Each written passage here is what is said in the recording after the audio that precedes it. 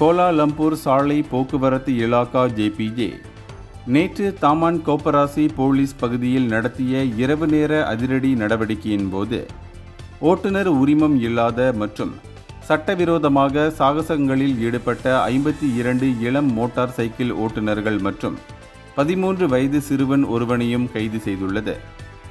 ஒரு வார காலமாக அந்த பகுதியை கண்காணித்து வந்த அதிகாரிகள் அங்கு தொடர்ந்து நடக்கும் அலட்சியமான சவாரி சாகசங்கள், மோட்டார் சைக்கிள்களில் சட்டவிரோத மாற்றங்களை கண்டறிந்ததின் பேரிலேயே இந்த நடவடிக்கையை மேற்கொண்டனர்.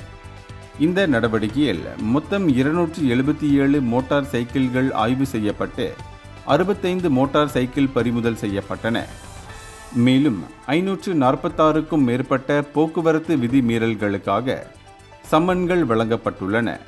கைது செய்யப்பட்ட இளைஞர்களில் சிலர் தாங்கள் வேடிக்கைக்காக அல்லது எரிபொருள் நிரப்ப மட்டுமே வந்ததாகவும் பந்தயத்தில் ஈடுபடவில்லை என்றும் கூறியுள்ளனர்.